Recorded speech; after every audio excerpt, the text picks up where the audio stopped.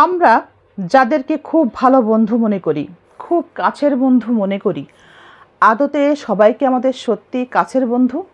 কখনো কি আমরা এটা প্রমাণ করে দেখেছি? মনে করি সেটা প্রমাণ করা জরুরি। অনেকেই আমরা সেটা মনে করি না। বন্ধুদের সাথে কোনো কাজে যখন আমরা সম্পৃক্ত হই, সেটা আমরা গোপন রাখার প্রয়োজন মনে করি। কেন করি এবং সেটা পরবর্তীতে গোপন থাকবে কিনা তার নিশ্চয়তা না পেয়ে যখন আমরা বন্ধুদের সাথে বিভিন্ন কাজে সম্পৃক্ত হই এবং পরবর্তীতে সেই প্রভাব যে সংসার জীবনে এসেও পড়ে, এটা কি আমরা একবারও ভেবে দেখি? বন্ধুদের মধ্যে কতজন পারি আমরা গোপনীয়তা রক্ষা করে চলতে? আমাদের কাজের যে সম্পৃক্ততা থাকে সবার সাথে, গোপনভাবে আমরা বিভিন্ন কাজের সাথে যুক্ত থাকি বন্ধুরা মিলে, সেটা কতটুকু গোপন থাকে?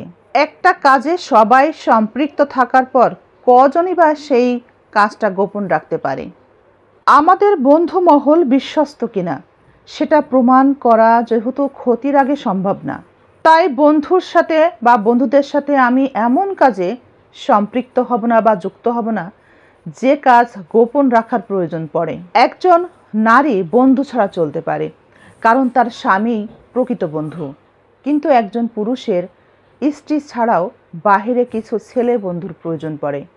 তবে সেক্ষেত্রে সাবধান থাকা উচিত। আমরা 10 জন বন্ধু মিলে যে কাজটা করি, যদি গোপনীয়তা রক্ষা করে চলতে হয়, একটা কথা মাথায় রাখবেন বন্ধুরা, ভাইরা, সেই কাজ কখনোই গোপন থাকে না। সৃষ্টিকর্তা কখনোই সেই কাজ গোপন রাখতে দেন না। এই পৃথিবীতে যত অন্যায় কাজের সাথে আমরা সম্পৃক্ত থাকব, সেটা এই পৃথিবীতেই প্রকাশ্যে আসবেই, দিনের আলোর মতো প্রকাশ্যে আসবে।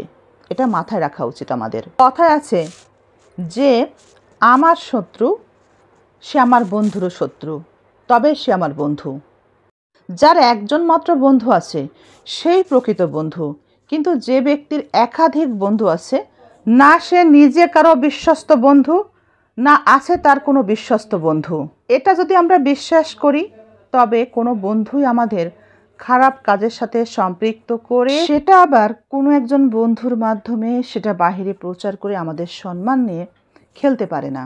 যেহেতু আমরা এটা বিশ্বাস এখনো করে উঠতে পারিনি যে 10 জন বন্ধু কখনো একজনের ভালো বন্ধু হতে পারে না, কিংবা একজন ভালো বন্ধুর 10টা ভালো বন্ধু থাকতে পারে না, যেহেতু আমরা এখনো বিশ্বাস করি যে আমাদের অনেক ভালো বন্ধু থাকতে পারে, একের অধিক।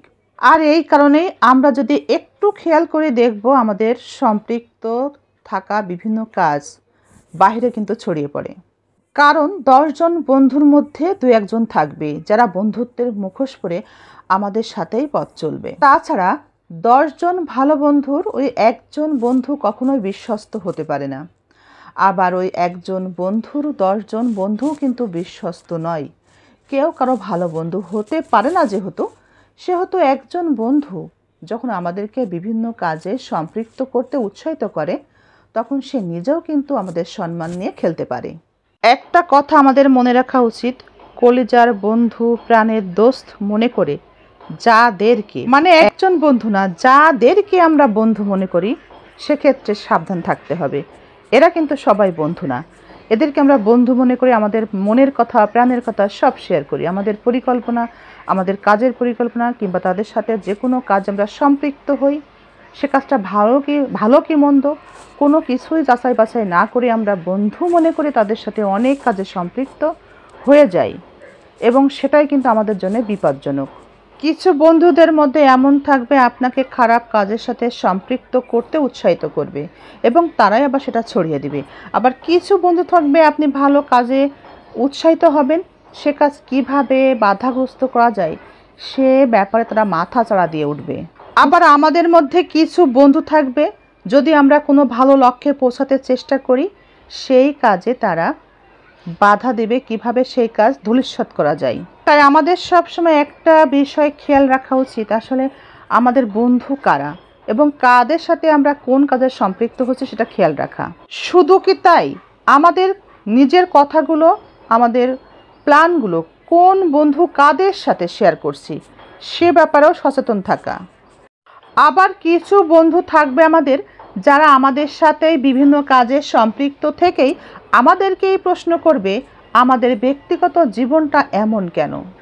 তার মানে তুমি ভালো না, তুমি ব্যক্তিগত জীবনে ভালো না মানে তুমি ভালো না। সেও কিন্তু আপনারই বন্ধু, আপনার সাথে সকল কাজে সম্পৃক্ত আছে, তবু আপনাকে টার্গেট করে কথা বলবে, ইঙ্গিত করে কথা বলবে। আমাদের আশেপাশের বন্ধুরা যখন এই ধরনের নেগেটিভ চিন্তা ভাবনা কিংবা নেগেটিভ কর্মকাণ্ডের সাথে আমাদেরকে যুক্ত করবে অথবা আমাদেরকে সম্পৃক্ত করবে এবং তারাই এভাবে যখন কথা বলতে থাকবে দিনের পর দিন, তখন আমরা চিন্তা করতে থাকবো, তখনই কেবল আমরা চিন্তা করতে থাকবো এই বন্ধুগুলো আমাদের জন্য কতটুকু পজিটিভ, অর্থাৎ ক্ষতি হওয়ার পরে আমরা চিন্তা করতে পারি যে এরা আমাদের বন্ধু না, তার আগে নয়।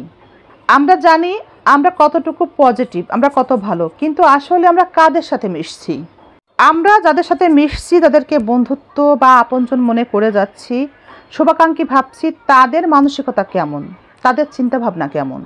যখন আমরা কিছু মানুষ একসাথে বন্ধুত্ব করি, একসাথে চলি, তখন একে অপরের মধ্যে অনেক কিছু বিনিময় করি সম্পর্কটাকে আরও মজবুত দেখানোর জন্য এবং নিজের আরও এনজয় বা এনার্জি পাওয়ার জন্যে, নিজের মধ্যে এনার্জি লাভের জন্যে আমরা অনেক সময় এই সব নেগেটিভ চিন্তা ভাবনার মানুষগুলোকে টেনে টেনে আমাদের কাছে নিয়ে আসি, অথবা আমরা যাই, তারা যখন আমাদেরকে টানে তখন তাদের সাথে আমরা যুক্ত হই এবং আমরা নিজেদের এনার্জি পাওয়ার জন্য এদের সাথে আমরা ভালো হয়েই থাকার চেষ্টা করে যাই, আমরা নিজেরাই তাদের সাথে ভালো হয়ে থাকার চেষ্টা করে যাই। তখন এই সব বন্ধুরাই আমাদেরকে নিয়ে সমালোচনা করে আমাদের পিছনে।